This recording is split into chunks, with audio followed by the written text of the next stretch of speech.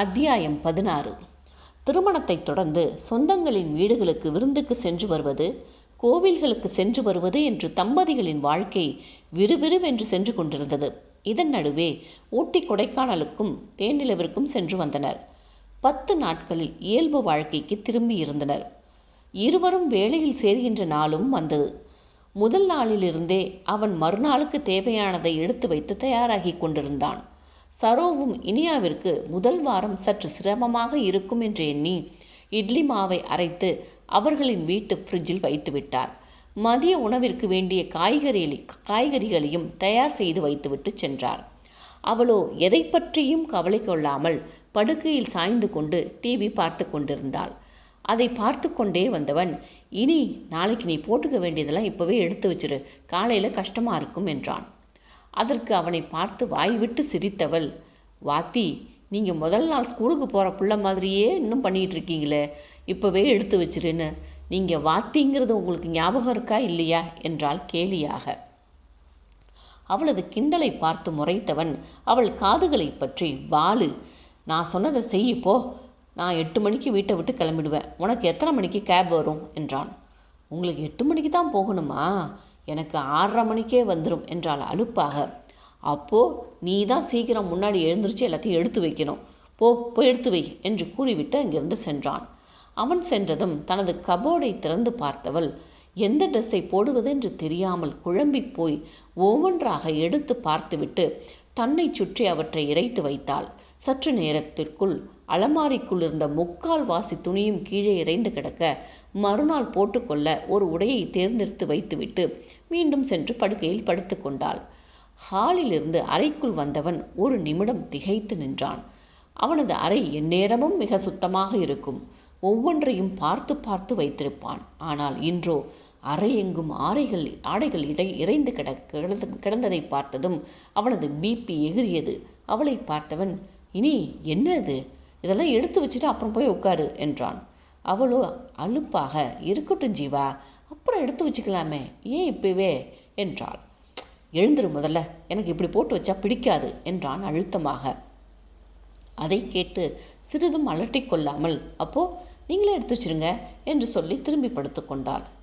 என்னடா இது ஜீவாவிற்கு வந்த சோதனை என்று புலம்பியபடியே கீழே கிடந்தவற்றை ஒவ்வொன்றாக எடுத்து மடித்து வைக்க ஆரம்பித்தான்.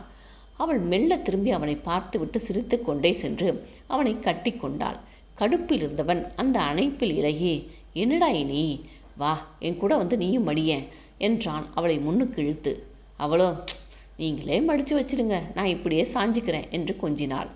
அவளது கொஞ்சலில் கோபமெல்லாம் பறந்து போக வேகமாக மடித்து வைத்துவிட்டு அவளோடு ஐக்கியமானான்.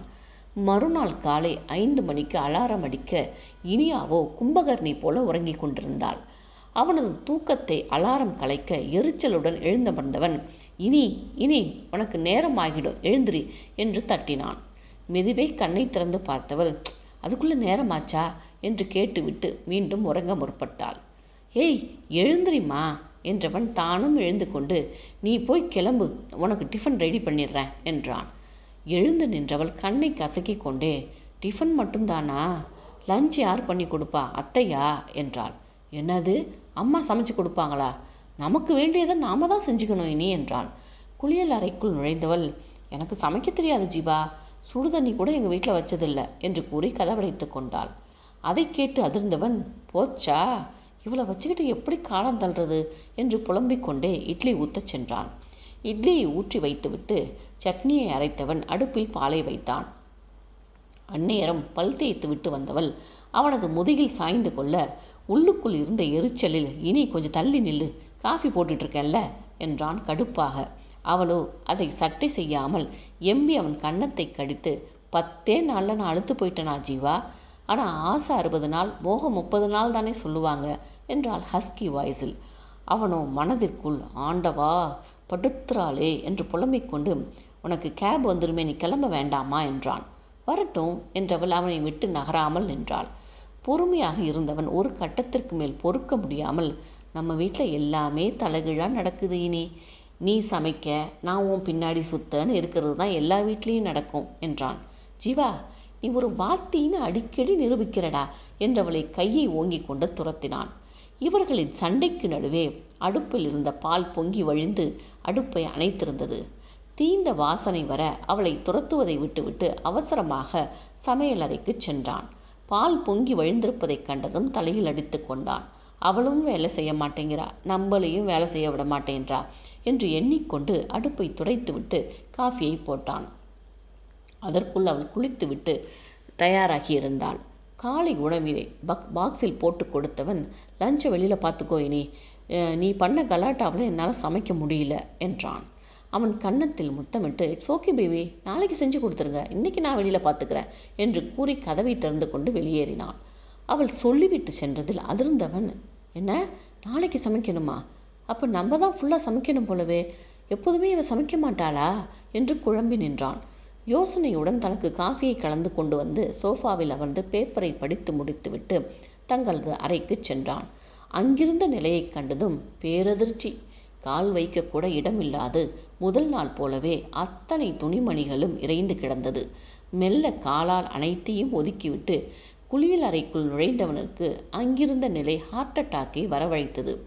சோப்பு போட்டு குளித்த அந்த நுரையுடன் கூடிய தண்ணீரை கூட தள்ளிவிடாமல் ஆடைகளை அதன் மீதே போட்டுவிட்டு சென்றிருந்தாள்.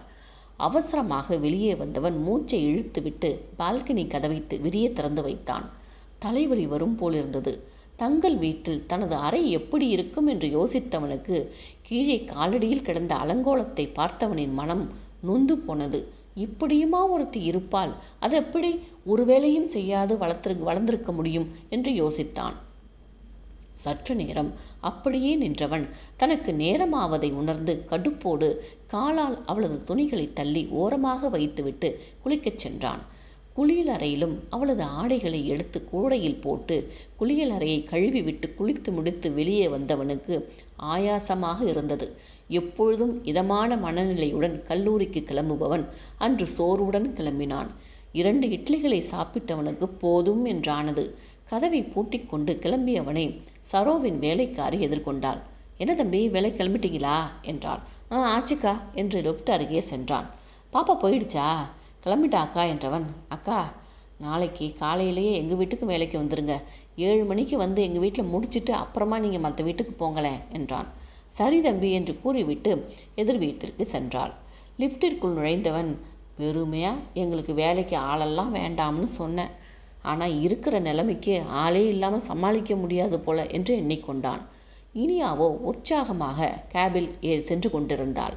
ஃபோனில் அன்னையை அழைத்தவள் பேசிக்கொண்டே செல்ல, நீ ஒன்றும் கவலைப்படாதம்மா, நம்ம வீட்டில் இருக்கிற மாதிரியே தான் நான் இங்கேயும் இருக்கேன், ஜீவாவே இட்லி ஊற்றி கொடுத்துட்டான், லஞ்ச் இன்னைக்கு மட்டும் வெளியில் பார்த்துக்க சொல்லியிருக்கான் என்றாள் பெருமையாக. ஜானகியின் பக்கத்தில் இருந்து கேட்டுக்கொண்டிருந்த பாட்டி அவரிடமிருந்து ஃபோனை வாங்கி, நீ என்ன செஞ்ச இனியா, மாப்பிள்ளைக்கு உதவி பண்ணினியா என்றார். இல்லை பாட்டி, காலையில் காஃபிலேருந்து எல்லாமே அவனே போட்டு கொடுத்துட்டான் என்றாள் சந்தோஷமாக. அதை கேட்டு ஜானகியை முறைத்தவர், இந்த பாரு இனியா, மாப்பிள்ளையே எல்லாத்தையும் செய்ய விடாத, சமையல் வேலையெல்லாம் நீ பாரு என்றார். எனக்கு தான் சமைக்கவே தெரியாத, மாப்பிள்ளையோட கூட மாட உதவி செய், தானாக வந்துடும். போங்க பாட்டி, என்னால் அதெல்லாம் செய்ய முடியாது, ஜீவா எனக்காக எல்லாம் செஞ்சு கொடுப்பான் என்றாள். அவள் பேசியதில் கடுப்பாகி ஜானகியிடம் ஃபோனை கொடுத்துவிட்டு, உன் வளர்ப்பு சரியில்லை ஜானகி, பெண்ணை இப்படியா வளர்ப்பாங்க, அவள் மாமியாருக்கு மட்டும் விஷயம் தெரியட்டும், அப்புறம் இருக்கு என்றார் கவலையாக. மாமியார் பேசுவதில் முகம் கருத்து போனவர் மகளிடம் பேசிவிட்டு மாமியாரிடம் சென்றார். ஏன் அத்தை இப்படி அவளை கரிச்சு கொட்டிக்கிட்டே இருக்கீங்க, உங்கள் குடும்பத்து வாரிசவ, மகாராணி மாதிரி இருக்கணும்னு தானே ஆசைப்படுறோம் என்றார். மருமகளை ஒரு மாதிரியாக பார்த்தவர், வீட்டு வேலை செய்கிறது அவ்வளவு கேவலமான விஷயமா ஜானு, உன் பொண்ணு மட்டும்தான் படித்து வேலை பார்க்குறாளா, அவனும் படித்து நல்ல வேலையில் இருக்கிறவன் தானே, அவன் வீட்டு வேலையெல்லாம் கற்றுக்கிட்டு செய்யலை, நான் அப்படி சொன்னேன்னா அத்தை, நீங்கள் இனி அவள் ரொம்ப மோசமாக சொல்கிறீங்க, அவள் நல்ல பொண்ணு தான். உன்கிட்ட ஒரே ஒரு கேள்வி ஜானு, உன் பெண்ணுக்கு அவள் வேலைகளை செஞ்சுக்கிற சாமர்த்தியம் இருக்கான்னு மட்டும் சொல்லு, அது இங்கே இருக்கிறப்ப எல்லாமே அவள் கைக்கு போயிடும், நீயும் சங்கரனும் அவளை ஒரு வேலையும் செய்ய விட மாட்டீங்க, இப்போது அங்கே அவள் எப்படி இருப்பான்னு நினைக்கிறீங்க, அது இப்போவாவது அவளுக்கு புத்தி சொல்லி மாற்றுகிற வழியை பாரு, இல்லைன்னா அது பெரிய பிரச்சனையாக மாறும் என்றார். சற்றே யோசித்தவர், இல்லத்தை அவள் சமாளிச்சுப்பா, அவள் செய்ய முடியலைனாலும் வேலைக்கு ஆள் வச்சு பார்த்துப்பா என்றார். மருமகளை வெற்று பார்வை பார்த்தவர், நீங்கள் ரெண்டு பேருமே சரியில்லை, அதைத்தான் சொல்ல முடியும். வேறு என்னத்தை நான் சொல்கிறது? இப்போவாது புரிஞ்சுப்பீங்கன்னு நானும் சொல்லி பார்க்குறேன். கொஞ்சம் கூட அதை புரிஞ்சிக்க மாட்டேன்னு நீங்கள் அடாவடியாக இருந்தால் நான் என்ன செய்ய முடியும் என்று பெருமூச்சுடன் கூறிவிட்டு அங்கிருந்து சென்று விட்டார்.